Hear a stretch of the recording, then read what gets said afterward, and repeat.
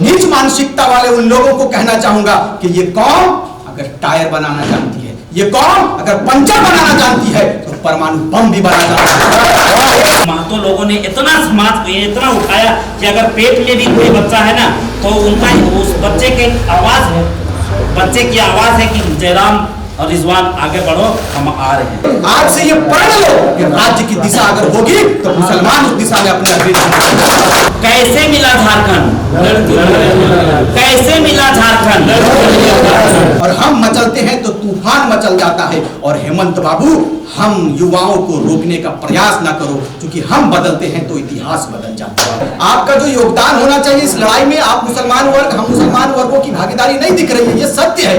और सत्य कहने में अगर आपको सूली पर भी चढ़ा दिया जाता है तो इस सूली को भी आपको कबूल करना चाहिए कि हम जिस क्षेत्र से आते हैं वो कोयलांचल का क्षेत्र कहलाता है, हम जिस क्षेत्र से आते हैं वो धनबाद की धन नगरी कहलाता है। लेकिन आप अगर सर्वे करेंगे, तमाम लोगों को मैं इस बात को कहूंगा कि अगर आप सर्वे करने के लिए आगे आएंगे तो पता ये चलेगा कि आपके लोग बंबई में काम कर रहे हैं और बाहर के लोग, बंबई के लोग आपके धनबाद में काम कर रहे हैं। आपने भी देखा है और हमने भी देखा है कि राज्य में आंदोलन छिड़ी है। 1932 के खतियान के आधार पर हम राज्यवासियों को अपना परिचय मिले, अपना आइडेंटिफिकेशन, हमारा जो आइडेंटिटी है वो मिले। लेकिन आज लगातार 1 वर्षों से हमने आंदोलन किया, जयराम बाबू ने आंदोलन किया और विभिन्न लोगों ने, क्रांतिकारी विचारधारा रखने वाले लोगों ने अपने आंदोलन को तेज किया और झारखंड को अपना परिचय के लिए राज्य सरकार को बेबस किया। पहले इससे पूर्व आप अगर मानिए हेमंत सोरेन जो राज्य के मुखिया हैं, उनका अगर आपने स्टेटमेंट सुना होगा तो उन्होंने साफ शब्दों में कहा था कि ये 1932 लागू नहीं हो सकता है। लेकिन हम लोगों ने ठाना और राज्य के 3.25 करोड़ झारखंडियों ने ठाना और हम लोगों ने जब महुदा मोड़ से बोकारो के धरती तक हम लोगों ने 3.5 लाख के मजमे को जब एकत्रित किया और वहां से आह्वान किया कि राज्य के मुखिया अगर हमारी मांग को पूरा नहीं करता है तो पूरे राज्य में हम लोग नाकाबंदी करेंगे, आर्थिक नाकाबंदी करेंगे। सरकार को झुकना पड़ा और अंत में उन्होंने बात को रखा कि अब हम लोगों का पहचान 1932 का खतियान है। कम शब्दों में सिर्फ इस बात को कहूंगा कि आज राज्य बहुत वर्षों के बाद जगह है। आपकी भूमि, आपका जो भूमिका है वो नहीं दिख रहा है। आपका जो योगदान होना चाहिए इस लड़ाई में, आप मुसलमान वर्ग, हम मुसलमान वर्गों की भागीदारी नहीं दिख रही है, ये सत्य है। और सत्य कहने में अगर आपको सूली पर भी चढ़ा दिया जाता है तो इस सूली को भी आपको कबूल करना चाहिए। साथियों, आपकी भागीदारी किस रूप में सुनिश्चित हो, हमने लगातार कई महीनों से मैंने पूरे राज्य के लोगों के बीच में अपने विचारों को रखा और उनके विचारों को सुना और सबों के विचारों को हम लोगों ने एक जगह पर रखा और मूल्यांकन करके सबों का जो राय बना वो ये बना कि हम लोगों का एक बैनर होना चाहिए, हम लोगों का एक अपना संगठन होना चाहिए और उस संगठन के माध्यम से तमाम क्रांतिकारियों का साथ हम झारखंडी खतियानी मुस्लिम मंच देंगे और राज्य को नई दिशा देने का काम करेंगे और राज्य में लड़ाई को बृहद रूप से लड़ने के लिए हमारा मंच आएगा। उसी के बैनर तले आज अपने विचारों को रखने के लिए राजधानी रांची में हम लोगों ने चाहा कि हमारा जो झारखंड खतियानी मुस्लिम मंच है इसका आगाज राजधानी से हो। इसी वजह में आप तमाम लोगों ने दिया। आप अपने योगदान को समझिए, अपने शक्ति को समझिए कि हम कहाँ हैं।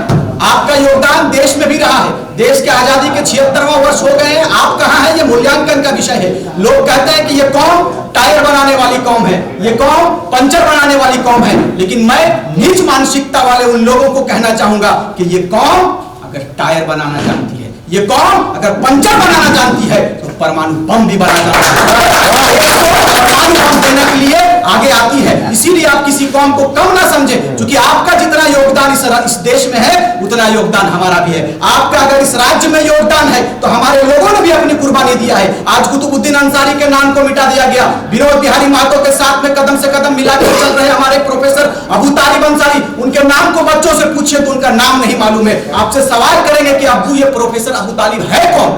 ये किनकी कमजोरी है? ये आपकी कमजोरी है। अगर नौमान बाबू नेतृत्व करना चाहते हैं तो उनके कदम को कैसे पीछे खींचेंगे, ये गठन बनाकर, संगठन बनाकर उनके कदमों को रोकने का प्रयास किया जाता है। ये हमारा समाज है, ये समाज की हकीकत है। ये हकीकत को दूर करना होगा, समाज में अच्छाई को लाना होगा, अपने आप को मजबूत करना होगा और अपने बच्चों को इतिहास बताना होगा और पढ़ाने की आवश्यकता है। आज इल्म की जरूरत है, शिक्षित होने की जरूरत है, शिक्षा पर जोर देने की आवश्यकता है, जोर देने की जरूरत है। आज मौलाना अबुल कलाम आजाद के नाम को मिटा दिया गया। गांधी जी के साथ में उन्होंने देश की आजादी में अपनी अग्रणी भूमिका देने का काम किया था। बिरसा मुंडा के साथ में उनके सहयोगी रहे सेठ भिखारी के नाम को पोस्टर से हटा देता है। ये विडंबना, ये अफसोस कि राज्य किस दिशा में जा रहा है, ये सोचने का विषय है। हम बात तो बड़ी बड़ी मंचों से बड़ी बड़ी बातें को कर देते हैं, लेकिन अगर आप तोलेंगे, अगर आप सोचेंगे कि राज्य में अनेकों नेता आए, राज्य में कई नेता भी चले गए दुनिया से, लेकिन आपका वजूद क्या है, आपका पहचान क्या है, आपका परिचय क्या है, ये सोचने का विषय है, सोचने का विषय है, सोचने का विषय है।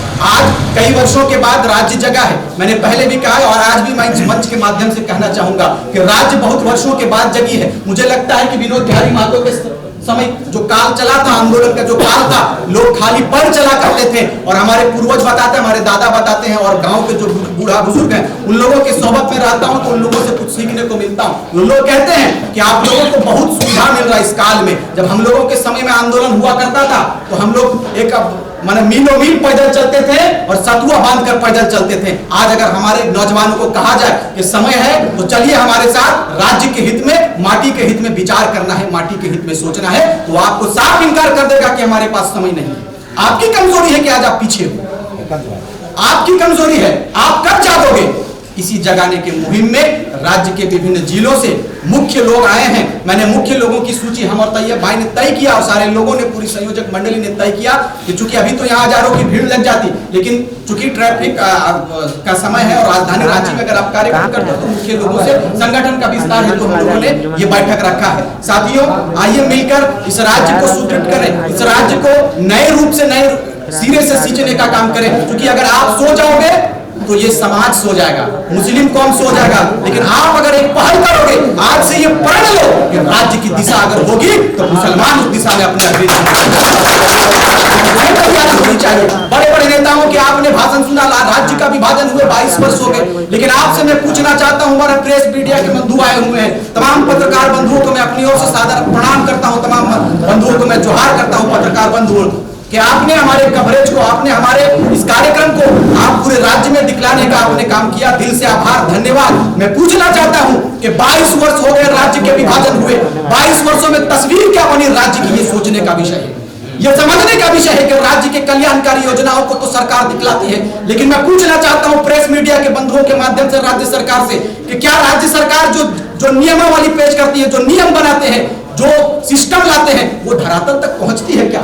आज भी हमारे लोग ब्लॉक और वीडियो का चक्कर काटते हैं, आज भी हमारे गरीब लोग, गांव के लोग, थाना का नाम सुनते ही कलेजा सूख जाता है, थाना का नाम सुनते ही आपके अंदर का शरीर का खून सूख जाता है। ये क्यों होता है? ये इसलिए होता है कि हम सोए हुए हैं, हमने पढ़ने का काम नहीं किया, हमने सीखने का काम नहीं किया। आज लड़ाई व्यवस्था से, पहले भी मैंने कहा था, मीडिया बंधुओं को मैंने भी कहा था कि लड़ाई मेरी किसी व्यक्ति से लड़ाई नहीं है, ये लड़ाई सिर्फ और सिर्फ व्यवस्था पर है। आप व्यवस्था ठीक कर दें, हम लोग पढ़ने में लग जाएंगे, हम लोग अपने व्यवसाय में लग जाएंगे, हम लोगों को कोई जरूरत नहीं है आंदोलन करने की। आज हम आप सिस्टम तय करें, आप व्यवस्था बनाए, राज्य हित में नीति बनाए, राज्य हित में नियोजन नीति बनाए। लगातार मांग उठ रहा है कि नियोजन नीति बननी चाहिए, उद्योग नीति बननी चाहिए। लगातार आप देखे होंगे कि हम जिस क्षेत्र से आते हैं वो कोयलांचल का क्षेत्र कहलाता है, हम जिस क्षेत्र से आते हैं वो धनबाद की धन नगरी कहलाता है। लेकिन आप अगर सर्वे करेंगे, तमाम लोगों को मैं इस बात को कहूंगा कि अगर आप सर्वे करने के लिए आगे आएंगे तो पता ये चलेगा कि आपके लोग बंबई में काम कर रहे हैं और बाहर के लोग, बंबई के लोग आपके धनबाद में काम कर रहे हैं। ये क्यों हुआ?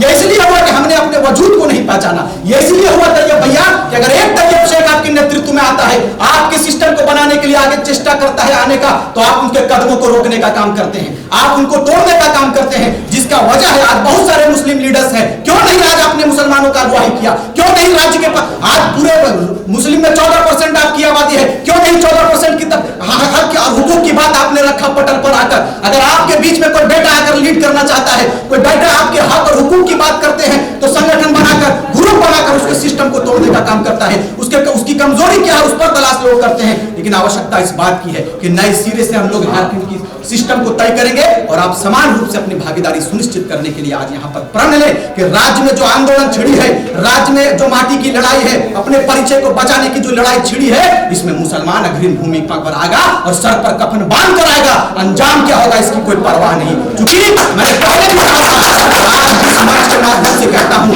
कि हम नौजवान हैं और नौजवान का मतलब होता है अपने विचारों को सहज रूप से करना। इसीलिए आप तमाम लोग आए, पुनः धन्यवाद। क्योंकि प्रेस कॉन्फ्रेंस का भी वक्त हो रहा, हमारे मीडिया साथी लोगों को जाना है, इसीलिए कम शब्दों में मैं इस बात को कहूंगा कि हम उबलते हैं तो भूचाल उबल जाता है। हम उबलते हैं तो भूचाल उबल जाता है, और हम मचलते हैं तो तूफान मचल जाता है। और हेमंत बाबू, हम युवाओं को रोकने का प्रयास ना करो, क्योंकि हम बदलते हैं तो इतिहास बदल जाता है।